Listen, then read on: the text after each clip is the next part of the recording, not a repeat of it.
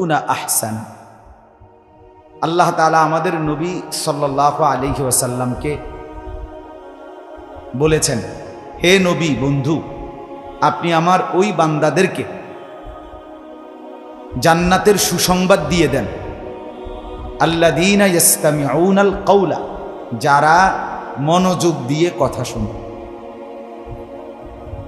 ফায়াত্তাবিউনা আহসানা, অতঃপর সর্বোত্তম যেই কথাগুলো মানে কোরআন সুন্নাহর কথা সেগুলো অনুসরণ করে। তাহলে যারা মনোযোগ দিয়ে কথা শুনে এবং কোরআন সুন্নাহর সেই কথায় অনুসরণ করে মানে, আল্লাহ তাআলা বলেন বন্ধু আপনি তাদেরকে জান্নাতের সুসংবাদ দিয়ে।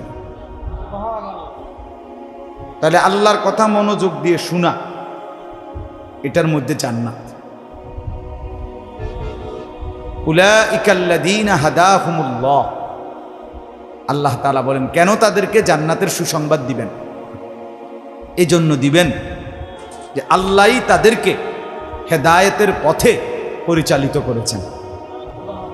ওয়া উলাইকা হুম উলুল আলবাব, এবং আল্লাহ তাআলা বলেন যারা মনোযোগ দিয়ে কথা শুনে এবং কোরআন সুন্নাহ অনুযায়ী অনুসরণ করে, আনুগত্য করে, তো আল্লাহ তাআলা বলেন তারাই হলো বুদ্ধিমান, উলুল আলবাব, তারাই বিবেকবান, তারাই বিচক্ষণ, তারাই বুদ্ধিমান।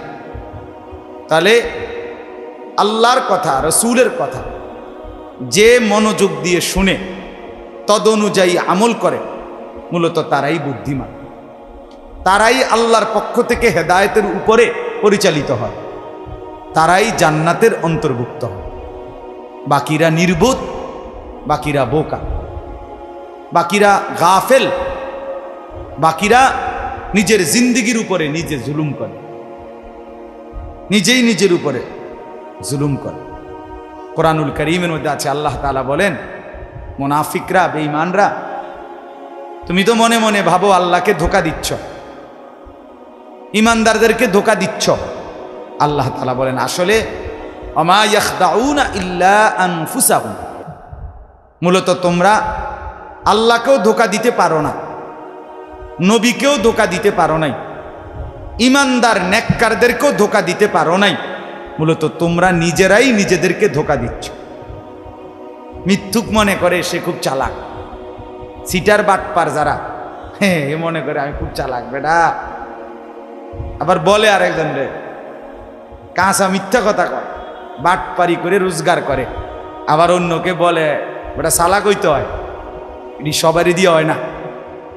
তো বাস্তব তো এটাই, এত বড় মিথ্যা কথা কি আর সবারই দিয়ে হইবনি? তুই যেরুম টাটকা মিশা কথা কস, এরুম ডাকাত কি আর সবাই হইবনি বেটা? তাহলে এটা তো ঠিকই, কথা তো ঠিকই, সবারই দিয়ে এইটা নয় না, আর আসলেও তো ঠিক সবারই দিয়া হয় না। এই জন্য মিথ্যুক, বাটপার, চিটার, হারামখোর এগুলো নিজেরে চালাক মনে করে, কিন্তু আসলে যে নিজের পায়ে নিজে কুড়াল মারে, যে নিজের হাতে নিজের কবরে আগুন জ্বালায়, যে নিজেই নিজেকে জাহান্নামের আগুনের মধ্যে ফেলে দেয়, সে কখনোই বুদ্ধিমান হইতে পারে না, সেই বোকা, সেই নির্বোধ, ও চিরেই টের পাবে। ফাসাউফা তারা ইদিন কাশাফাল গুবারু আফারাসুন তাহতা রিজলিকা আম হিমার। আরবি একটা সুন্দর প্রবাদ, এটা খুব সুন্দর একটা কথা। এটা ভাই এই আলো বন্ধ করে দেন। এই কথাটার মজা হইল কি, মানে এক যুদ্ধের ময়দানে যুদ্ধ চলতেছে, ঘোরতর যুদ্ধ, যে দিক দিয়ে যুদ্ধ হয় শত্রুর সাথে, আগের দিনের ঘোড়ার যুদ্ধ, মুখামুখি, আরেক পাশে দিয়া যেখান দিয়ে যুদ্ধ হচ্ছে না, এই সাইডে দিয়া হঠাৎ করে লোকজন দেখতেছে যে ওই কোনা দিয়া খুব বালু উঠতে আছে, মানে খুব বালু। সবাই ভাবতেছে খাইছে রে, মানে খেলা তো ওইখানে না হইতে আছে, আসলে বুঝলেন নাই, যুদ্ধ তো মূলত ওইখান দিয়ে হইতে আছে, কারণ এত বালু উঠতেছে ঘোড়ার। তো কিছুক্ষণ পরে যখন বালু সরে গেছে, সবাই তাকাইয়া দেখে গাদার পিঠে একতে বইয়া লাফাইতে আছে, বুঝেন নাই? এতক্ষণ সবাই ভাবছিল অশ্বারোহী ঘোড়ার পিঠে খুব যুদ্ধ করতেছে, মনে উড়াইয়া লাইতেছে ওই সাইডে। এখন বালু সরে যাওয়ার পরে দেখে গাধার পিঠে একজনে কি হুদায় ফালাইতে আছে, কোনো শত্রুও নাই, কিচ্ছুও নাই, এমনি ফালা। এইটারে আরবিতে বলে ফাসাউফা তারাইদিন কাশাফাল গুবারু, যখন ধুলি বালু সরে যাবে ও চিরেই তুমি দেখতে পাবে আফারাসুন তাহতা রিজলিকা আম হিমারু, তোমার পায়ের নিচে ঘোড়া নাকি গাধা। অর্থাৎ দুনিয়ার এই কিছুক্ষণের মাতলামি, দুনিয়ার এই কিছুক্ষণের ফালাফালি লাফালাফি, ও চিরেই মালাকুল মউত আজরাইল এসে যখন তোমার জান কবজ করতে আসবে, ঠিক তখনই তুমি টের পাবে তুমি কি ঘোড়ার পিঠে ছিলা নাকি গাধার পিঠে ছিল, তুমি কি বুদ্ধিমান নাকি বেউকুফ। এটার এখন প্রমাণ হবে না, খুব দ্রুতই প্রমাণ হবে, খুব দ্রুতই, যখন তোমার কবরে যাওয়ার সময় আসবে, যখন মালাকুল মউত আসবে। কোরআনুল কারীমের মধ্যে আছে, ভাই ছাত্ররা তোমরা উঠাউঠি করবা না, মাদ্রাসার একজন উস্তাদ আসেন এখানে, তালেবে ইলম একটা উঠাউঠি করবা না। তো কোরআনুল কারীমের মধ্যে আছে, আল্লাহ তাআলা বলেন হাত্তা ইদা জাআ আহাদাহুমুল মাউত ক্বালা রাব্বিরজিউন। খেয়াল করেন কোরআনের আয়াত, প্রত্যেক পাপী নাফরমান, আল্লাহর বন্দিগি করে নাই, ওযু নামাজ রোজা হজ জিকির তেলাওয়াত কিছুই করে নাই, হালাল উপার্জন করে নাই, আল্লাহর নাফরমানির মধ্যেই জিন্দিগি কাটাইছে। গান বাদ্য নাচ জিনা ব্যভিচার মদ জুয়া সুদ ঘুষ অশ্লীলতা বেহায়াপনা, এই নাফরমানির মধ্যে জিন্দিগি কাটাইছে। আল্লাহ তাআলা বলেন এমন প্রতিটা নাফরমান যখন তার মৃত্যুর সময় আসবে, মালাকুল মউত আজরাইল যখন তার সামনে আসবে, দাঁড়াবে রুহু কবজ করার জন্য, আল্লাহ তাআলা নিজে বলেন ক্বালা রাব্বিরজিউন। প্রত্যেক নাফরমান পাপী তখন আল্লাহকে বলবে, আল্লাহ আমাকে কিছু সময়ের জন্য দুনিয়ায় ফেরত দেন, দুনিয়ায় থাকতে দেন। কেন? আল্লাহ জিজ্ঞেস করবেন কেন? তো নাফরমান বলবে লাআল্লি আ'মালু সালিহান ফীমা তারাকতু, আল্লাহ যেই আমল যেই ইবাদত যেই বন্দিগি ছেড়ে দিছি, এবার যদি একটু সুযোগ দেন, তাহলে আপনি যদি আমার একটু সুযোগ দেন, মালাকুল মউতকে সরায়ে নেন, আমারে দুনিয়ায় আর কয়টা দিন থাকতে দেন, আমি সবগুলো নেক আমল এবার সুযোগ পাইলে 100 করব। আল্লাহ তাআলা সাথে সাথে বলবেন কাল্লা কাল্লা ইন্নাহা কালিমাতুন হুয়া কাইলুহা, কাল্লা কখনোই না বেঈমান, কখনোই বেঈমান আর কোনোদিন দুনিয়ায় ফেরত যেতে পারবি না, আর কোনোদিন। মালাকুল মউতকে দেখে ভালো হইতে চাচ্ছ? আরে ভাইয়া মালাকুল মউত আজরাইলকে দেখে, কোরআনে আছে ফেরাউনের মতো কাফের যখন পানিতে সুবানি খাইতে খাইতে শেষ, আর যখন গারগুর পড়ে গেছে, বুঝছে যে আর বাঁচবে না, এই তখন মালাকুল মউত যখন সামনে এসে দাঁড়াইছে, ফেরাউনের মতো বেঈমানও ঈমান আনতে চাইছিল। আল্লাহ তাআলা বললেন আল আনা, কোরআনে আছে আল আনা, এখন চান্দু এখন আজরাইল রে দেখা এখন ভালো হইতে চাচ্ছ? না না না না, ইন্নাহা কালিমাতুন হুয়া কাইলুহা। আল্লাহ তাআলা বলেন এগুলো তোর কথার কথা, আবারও তোকে দুনিয়ায় যদি সুযোগ দেই নাফরমান, তুই আবার আমার নাফরমানি করবি। এজন্য বন্ধু, আমার বাপ, আমার ভাই, রাত গভীরে বলি, আফসোস তোমাকে করতেই হবে, আজ কিংবা কাল। আজ চোখে পানি আসে নাই, হ্যাঁ অপেক্ষা করো, তোমার চোখের পানি ঝরবেই, কাঁদতে তোমাকে হবেই, কোনো সন্দেহ নেই। কোনো সন্দেহ। প্রতিটা মিথ্যা, প্রতিটা জিনা, প্রতিটা ব্যভিচার, যতবার নারীর ছবি, নর্তকীর নাচ, উলঙ্গপনা, অশ্লীল দৃশ্য, সারা রাত মোবাইলে জেগে উলঙ্গ ছবি দেখছ, নারীর কাছে জিন্দেগি শেষ করছ, জিনা, ব্যভিচার, অন্যায়, অশ্লীলতার বেহায়াপনায়, হারাম রোজগারে জিন্দেগি কাটাইছ, যতগুলো হাসি দিছ, যতগুলো সুখ দেখছ দুনিয়াতে, এর প্রত্যেকটার বিনিময়ে অজস্র চোখের পানি, শুধু চোখের পানি না, চোখ থেকে রক্তের বন্যা বইবে। কোনো সন্দেহ, কোনো সন্দেহ। ওয়ানদিরিন নাস ইয়াওমা ইয়াতিহিমুল আযাব।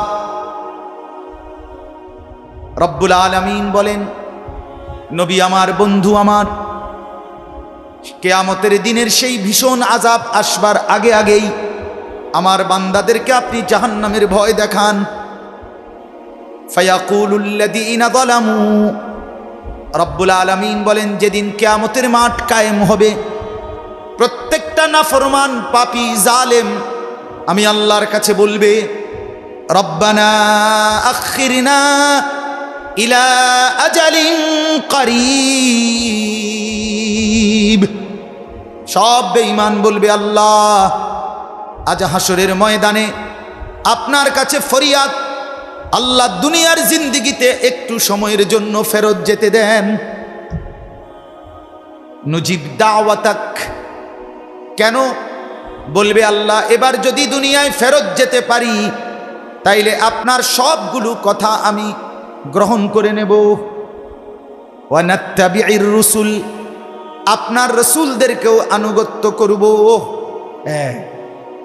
তার মানে একবার না, মৃত্যুর মুহূর্তেও একবার বলবে, কবরে গিয়েও শত শতবার বলবে, হাসরের ময়দানে দাঁড়িয়েও বলবে, হাসরের মাঠেও বলবে, আল্লাহ একটু সুযোগ দেন, একটু সুযোগ দেন, একটু সুযোগ দেন, একটু সুযোগ দেন। আল্লাহর কসম, এবার আসেন, কোরআনে আছে, জাহান্নামের মধ্যে যখন নিক্ষিপ্ত হবে, জাহান্নামের ভীষণ আগুনের মধ্যে নাফরমান, তখনও আল্লাহর কাছে চাইবে, রব্বানা আখরিজনা না'মাল সালিহান, আল্লাহ জাহান্নামের এই ভীষণ আযাব থেকে আমাকে একটু বাঁচান, আমাকে একটু বের করেন, আমাকে একটু দুনিয়ায় যেতে দেন, না'মাল সালিহান, আমি সবগুলো নেক আমল এবার যেতে পারলে করব। আল্লাহ তাআলা বলবে, না না, আওয়ালাম নুআম্মিরকুম মা ইয়াতাযাক্কারু ফীহি মান তাযাক্কারা।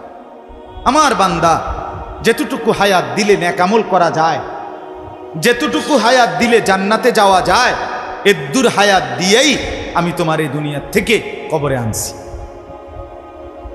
কবরে এনেছি। আমি ওই পরিমাণ সুযোগ দিছি, ওই পরিমাণ সুযোগ দিয়েই তোমাকে আমি কবরে এনেছি। কথা বুঝছে? যাকে আমি সুযোগ দেই নাই তাকে আমি জাহান্নামও দেই না। তার মানে কোন নাবালেগ বাচ্চাকে আল্লাহ তাআলা জাহান্নামে দিবেন। 8 বছরের বাচ্চা, 10 বছরের বাচ্চা, 6 বছরের বাচ্চা, 11 বছরের বাচ্চা, 12 বছরের বাচ্চা যত দুষ্টামি করুক, তারে আল্লাহ তাআলা জাহান্নাম দিবে না। জাহান্নাম হিসাব ওই দিন থেকে, বালেগ হয়েছে যেদিন থেকে গোসল ফরজ হয়েছে ছেলের, পুরুষের, যেদিন থেকে কোনো মেয়ের মাসিক ঋতুস্রাব শুরু হয়েছে, ঠিক ওই মিনিট থেকে হিসাবও শুরু। এরপর থেকে বাঁচছে যতদিন, হিসাব হবে ততদিন। কথা বোঝেন নাই? এতটুকু। এর আগে যাকে আল্লাহ মৃত্যু দিছে তারে আল্লাহ তাআলা জাহান্নাম দিবেন। আল্লাহ তাআলা বলেন, যেদ্দুর হায়াত দিলে নেক আমল করা যায়, বন্দিগি করা যেত, অদ্দুর হায়াত দিয়েই, সুযোগ দিয়েই আমি তোমাকে কবরে এনেছি, তুমি গুরুত্ব দাও নাই, এই জন্য আজ জাহান্নামে আসলা, আরেকবার ফেরত যাওয়ার কোনো সুযোগ নেই। এজন্য প্রিয় ভাই আমার, বাপ আমার, আমরা প্রত্যেকেই শুধু সামনে কুরবানি, বিষয় শুধু এটা নিয়ে না, বিষয় আমাদের পুরা জিন্দিগি নিয়ে। আমাদের এই কথা, আমাদের এই বয়ান, আমাদের এই বলা, আপনাদেরকে কথা মনে করায় দেওয়া, আপনারা মুসলমান। আপনারা যারা ভিতরে বসছেন, যে কয়জন জওয়ান ছেলে বসছো ভাই, আপনাদেরকে বলি ভাই, সবাই মনে মনে একবার ইনসাফের সাথে আল্লাহকে সাক্ষী রেখে মনটা দিয়া একটাবার ভাবেন, আপনি মুসলমান, আপনি আল্লাহর বান্দা, আপনি প্রিয় নবী সাল্লাল্লাহু আলাইহি ওয়াসাল্লামের উম্মত। এবার আপনি ভাবেন আল্লাহ এবং তার রাসূলের কি কি হুকুম আপনার মধ্যে আছে আর কি কি নাই, কি কি নাই। ইনসাফের সাথে বলেন, নিজের মনকে নিজে প্রশ্ন করেন। আল্লাহ নবী সাল্লাল্লাহু আলাইহি ওয়াসাল্লাম বলছেন, ইস্তাফতি কলবা, নবীর হাদিস, আমার উম্মত তুমি তোমার অন্তরকে প্রশ্ন করো, তোমার অন্তরকে তুমি জিজ্ঞাসা করো, তোমার দিল কি বলে, তোমার দিল কি বলে, তোমার অন্তর কি বলে, দিল কি বলে। এজন্য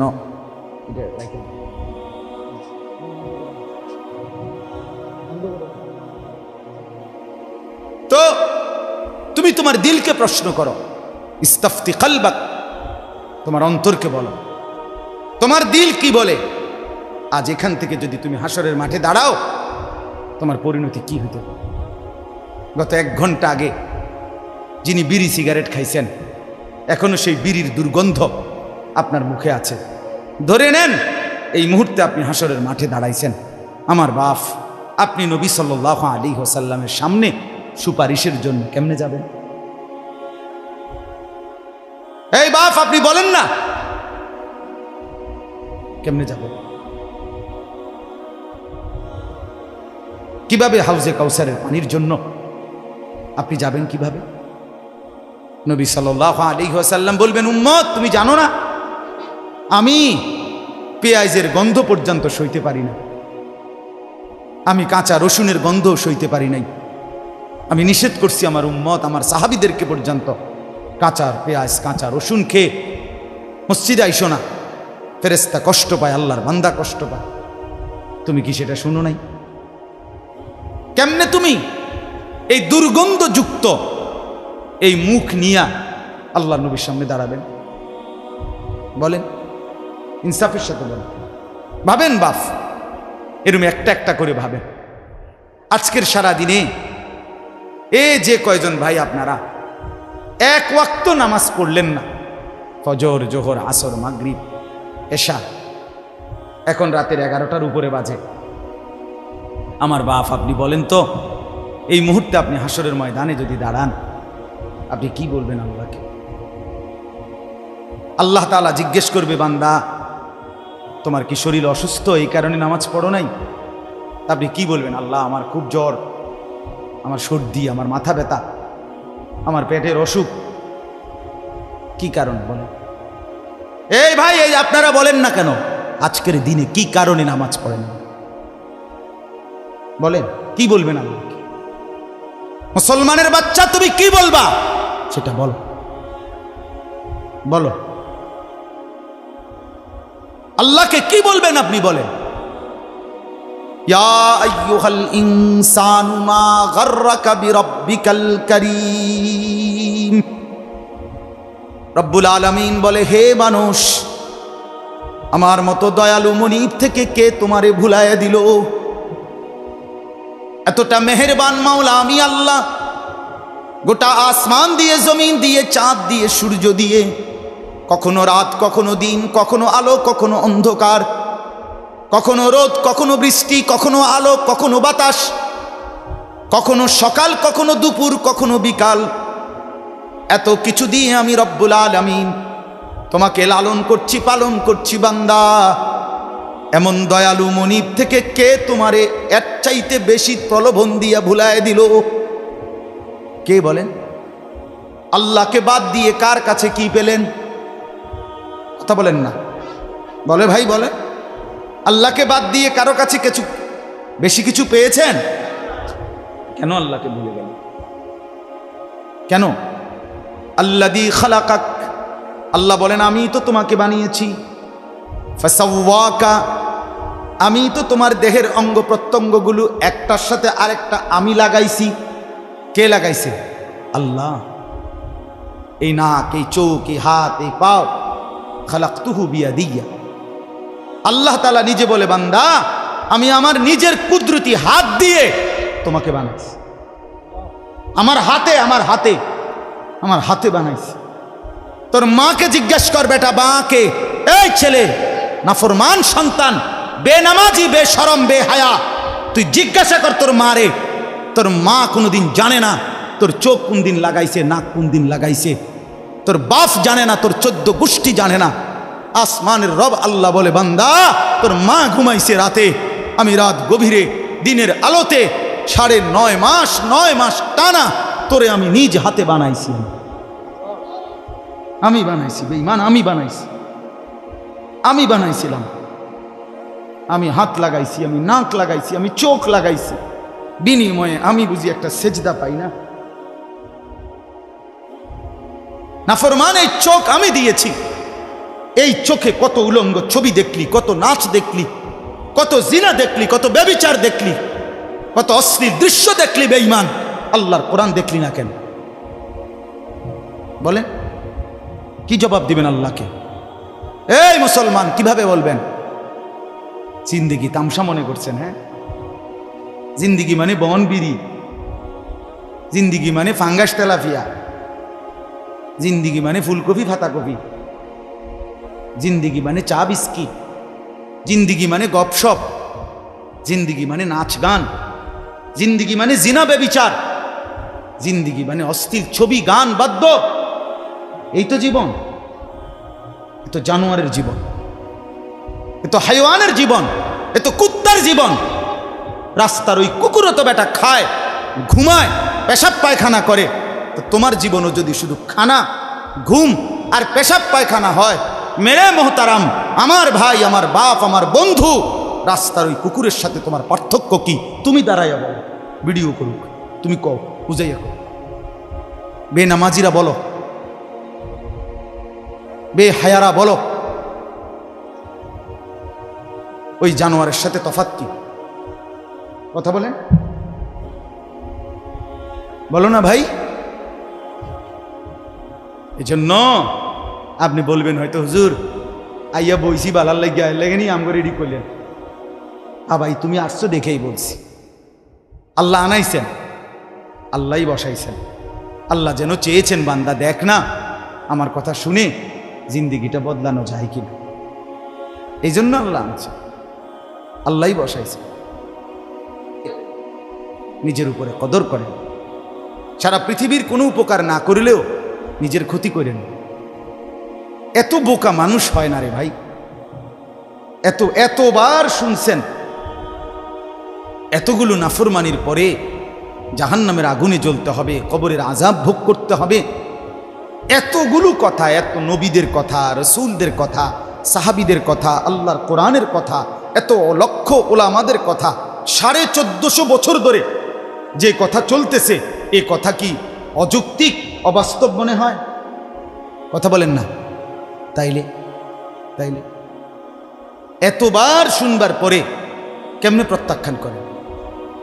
কেন একবারও, এই যে যুবক ভাইরা, বাবারা, আপনাদের কাছেও বলি, জীবনের এই লম্বা হায়াতে কেন একবারও মনে হলো না যে আমার রসুল সাল্লাল্লাহু আলাইহি ওয়াসাল্লাম, ওনার চুল মুবারক কেমন ছিল, ওনার চেহারা কেমন ছিল, কত জামা বদলাইলা, কত প্যান্ট বদলাইলেন, একবারও কেন ভাবলেন না আমার নবী সাল্লাল্লাহু আলাইহি ওয়াসাল্লাম কি পড়তেন? আপনি কেমনে নবীকে ভালোবাসেন? কিভাবে আল্লাহ নবী সাল্লাল্লাহু আলাইহি সাল্লামকে মহব্বত করেন? বলেন না ভাই। জীবনে একবারও মনে হলো না, একবারও ভাবলেন না যে আমার নবী সাল্লাল্লাহু আলাইহি ওয়াসাল্লাম কিভাবে চুল রাখতেন? কেন মনে হলো না? কেন দাড়ি কাটলেন? কেন এই শার্ট প্যান্ট এটাকেই জীবনের একমাত্র পোশাক বানায় নিলেন? রাসূলুল্লাহ সাল্লাল্লাহু আলাইহি ওয়াসাল্লামের কথা একবারও মনে হয় নাই? সাহাবায়ে কেরামের কথা একবারও মনে হয় নাই? আহা, আয় হায়, ভাবেও না। নির্দিষ্ট কিছু খাদ্য খাবার, জিলাপি, বিরিয়ানি, খিচুড়ি, হ্যাঁ, এটাই নবীর প্রেম না? আপনি আমার দলভুক্ত হইয়েন না। আপনারে আমি দলভুক্ত কোন, আমি এনে কোনো কর্মী বানানোর জন্য, সদস্য বানানোর জন্য আসি নাই, আমি কোনো ফর্ম নিয়ে আসি নাই। আপনি আমার দলভুক্ত হওয়ার দরকার নাই, কিন্তু আপনি ইনসাফের সাথে বলেন আল্লাহ নবী সাল্লাল্লাহু আলাইহি ওয়াসাল্লামের সাথে আমাদের সম্পর্ক জিলাফি, বিরানি আর খিচুড়ির মাধ্যমে নাকি ইত্তেবা, অনুসরণের মাধ্যমে?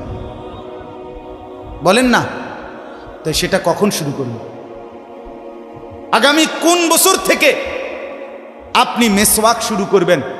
এই মেসওয়াক করা কোন বছর থেকে শুরু করবেন আমারে বলেন। আল্লাহ নবী সাল্লাল্লাহু আলাইহি ওয়াসাল্লাম যেদিন ইন্তেকাল করে রবিউল আউয়াল মাসে সোমবার, আল্লাহর কসম, রব্বে কাবার কসম, বুখারী শরীফের হাদিস, নবীজির শেষ আমল এই পৃথিবী থেকে যাওয়ার সময় ইন্তেকালের পূর্ব মুহূর্তে নবী শেষ যেই কাজটা করতে করতে বিদায় নিছেন সেটা হলো নবী মিসওয়াক করছেন। বুখারীর হাদিস। কিরে ভাই, আমি বাগাবাগি ফাটাফাটি বলার দরকার কি আমার?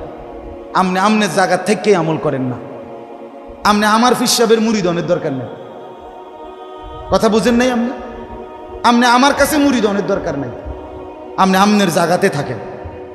কিন্তু আপনি আগে এটা বলেন রাসূলুল্লাহ সাল্লাল্লাহু আলাইহি ওয়াসাল্লামের সুন্নাত কখন থেকে আমল করবেন, এটা বলেন। শুনুন, কোন দিন বলবেন? নবী সাল্লাল্লাহু আলাইহি ওয়াসাল্লাম মৃত্যু পর্যন্ত মিসওয়াক করছেন।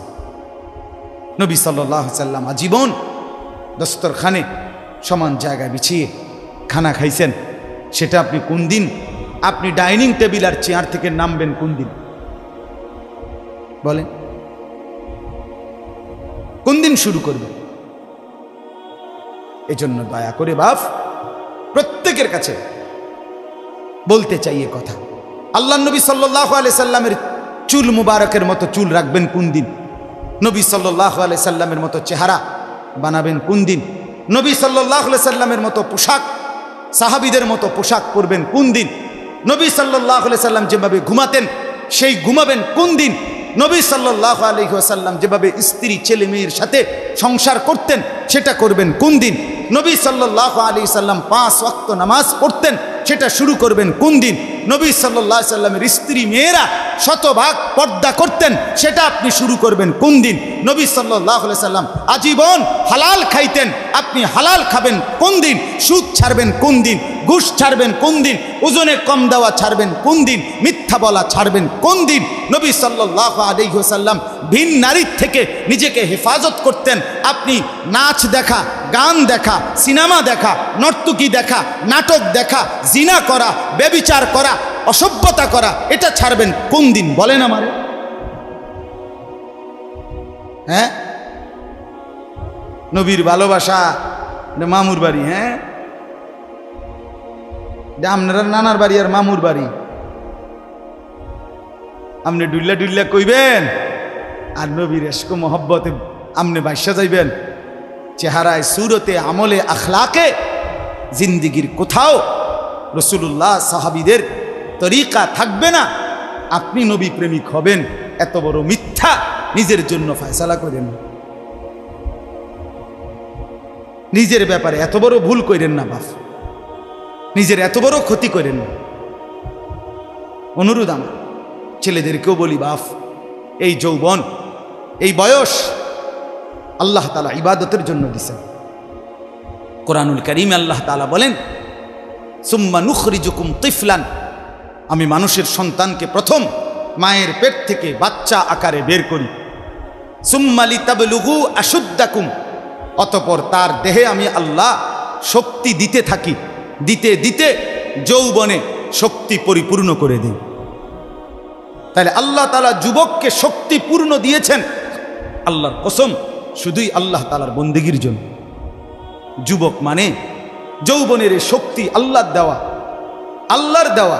আপনারা ভাবেন তো, কারো যদি 1 ঘন্টায় বা 2 ঘন্টায় 6 বার 7 বার পেটে অসুখ হয়, পায়খানায় যায়, এরপরে তো শক্ত সামর্থ্য যুবকটা বিস্তার ছুঁয়ে যায়, ঠিক কিনা বলেন?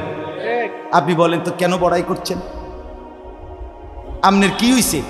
আপনার তো হাত খুললে গেছে, না পাও খুললে গেছে, না নাক ফুরে গেছে, কিচ্ছু তো হয় নাই, পায়খানা না বাইরেছে, দুর্গন্ধযুক্ত পায়খানা প্যাডের থেকে বাইরেছে, তুই বেটা এত দুর্বল, সামান্য পায়খানাই তোমার শরীর থেকে একটু বেশি বাইরিয়ে গেলে তুমি হুত্যা লাও, তুমি নি মাতবরি দেখাও। এই অপদার্থ, তুমি অহংকার করো কেমনে? কথা বলেন, আমি বড়াই দেখাই কেমনে যে আমি সামান্য পায়খানা, এটার কাছে আমি এত দুর্বল, আমার কি বড়াই করা সাজে? তাহলে আমাদের প্রতি সেকেন্ডের সুস্থতা, আমাদের শক্তি সবল, এটা তো আল্লাহর দান। কার দেওয়া বলেন না? আল্লাহর দান। আল্লাহর দেওয়া সেই শক্তি, আল্লাহর দেওয়া সেই বল, আল্লাহর দেওয়া সেই সাহস, আল্লাহর দেওয়া সেই যৌবন আমার ভাই কেন না ফরমানের মধ্যে ব্যয় করে? কেন? আমি একটা ছোট্ট উদাহরণ দেই, এই কোরবানি সম্পর্কিত উদাহরণ, একটু মনোযোগ দিয়ে শুনেন। ওই যে যেখান থেকে কোরবানি শুরু, আদম আলাইহিস সালামের দুই ভাই আর দুই ছেলে, হাবিল কাবিল, জানেন না আপনারা? আমি পুরো ঘটনা বলতেছি না। তো আল্লাহ তাআলা দুইজনকে বলছে কোরবানি দিতে, এই প্রথম কোরবানি। ওয়ালিকুল্লি উম্মাতিন জাআলনা মানসাকান, এই সূরা হজ্জের মধ্যে আছে। আল্লাহ তাআলা বলেন, আমি প্রত্যেক জাতির জন্য কোরবানির হুকুম নির্ধারণ করেছি, একেবারে প্রথম থেকে, আদম আলাইহিস সালামের জামানা থেকে। তো আল্লাহ তাআলা বলেন, ওয়াতলু আলাইহিম নাবা আবনাই আদম বিল হক, হে নবী, আদমের দুই সন্তানের কোরবানির ঘটনাটা আপনি সঠিকভাবে আমার বান্দাদেরকে শুনান, কোরআনে আছে। তো এই আদমের দুই ছেলে হাবিল কাবিল, ইজ কাররাবা কুরবানান, আল্লাহ বলেন তারা দুই ভাই যখন কোরবানি দিলেন, ফাতুকুব্বিলা মিন আহাদিহিমা, একজনের কোরবানি কবুল হলো, আলাম ইউতাকাব্বাল মিনাল আখার, আরেকজনের কোরবানি কবুল হলো না। ক্বালা লা আকতুলান্নাক, এই কথাটা খেয়াল করেন, কথাটা শুনেন। যে ভাইয়ের কোরবানি কবুল হয় নাই তার নাম হলো কাবিল, আর যার কোরবানি কবুল হয়েছে তার নাম কি? হাবিল। তো এই কাবিল, যার কোরবানি কবুল হয় নাই, সে তার ভাই হাবিলকে বলল, লা আকতুলান্নাকা, আমি তোকে মেরেই ফেলব। নাউজুবিল্লাহ। এই কথাটা একটু খেয়াল করেন। কাবিল বলল, আমি তোকে মেরেই ফেলব, হাবিলকে বলছে আমি তোকে মাইরালাম। মানে কি? মানে হইল, আমি যেই নারীর প্রতি আসক্ত, নারীর লোভ, আমি তোকে মেরে ফেলবো প্রয়োজনে, এরপরও আমি যাকে চাচ্ছি আমি তাকেই বিয়ে করব।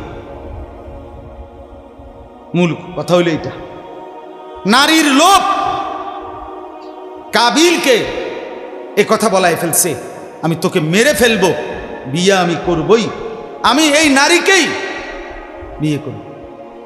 অথচ এই নারীকে বিয়ে না করতে নিষেধ করছে এক নম্বরে সরাসরি আল্লাহ, কারণ এটা আল্লাহর হুকুম।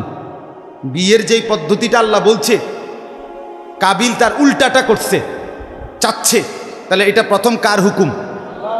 দুই নাম্বার, আদম আলাইহিস সালাম উনি একজন নবী কিনা, তাহলে এটা নবীরও হুকুম। তিন নাম্বার, আদম আলাইহিস সালাম এই কাবিলের বাপ কিনা, এটা বাবারও হুকুম। চার নাম্বার, কোরবানি করো দুজনে, যারটা কবুল হবে তার সে বিয়ে করবে, এটা হলো আল্লাহর বিধান, মানে শরীয়ত। এটা কি? শরীয়ত। এ কাবিল এই নাফরমান নারীর লোভে সে বলল, আমি আল্লাহর হুকুমও মানি না, আমি নবীর হুকুমও মানি না, আমি বাপের কথাও মানি না, আমি শরীয়তও মানি না, আমি এরই বিয়ে। খেয়াল করছেন? নারীর আসক্তি, নারীর লোভ, হারাম প্রেম, হারাম ভালোবাসা, তারে কত জঘন্য পরিণতিতে নিয়ে গেছে। সে বলতেছে আমি আল্লাহর হুকুমও মানি না, আমি নবীর হুকুমও মানি না, আমি বাপের হুকুমও মানি না, আমি শরীয়তও মানি না, আমি এরই চাই। এই আজকের যুবক, আজকের নওজোয়ান ছেলে মেয়েদের হালাত এটা। আমি আল্লাহকে মানি না, আমি রসুল মানি না, আমি মা বাবার সম্মান ইজ্জত, বংশের মর্যাদা, গ্রামের ইজ্জত কিচ্ছু মানি না। আমার দরকার আমার মোবাইল, আমার অশ্লীল ছবি, অবৈধ প্রেম, হারাম ভালোবাসা, কোনো মেয়ের সম্পর্ক, জিনা ব্যভিচারের সুযোগ, অশ্লীলতা, বেহায়াপনা, পার্ক, রেস্তোরাঁ, বিনোদন কেন্দ্র, হোটেল মোটেল, অথবা কোনো চিপা গল্লি, অথবা গোপন কোনো অসভ্য জায়গা। আমার দরকার নারী। আমি আল্লাহ মানি না, রসুল মানি না, মা বাপ মানি না, শরীয়ত মানি না। আমি চাই নারীর আসক্তি। এই জন্য যুবক নামাজও পড়ে না, রসুলের বিধানও মানে না, মা বাপের সম্মানের দিকেও খেয়াল করে না, বংশ মর্যাদা, এলাকা, ইজ্জত কিচ্ছু নাই। তার কথা হলো আমার দরকার হলো নারী। নাউজুবিল্লাহ, নাউজুবিল্লাহ।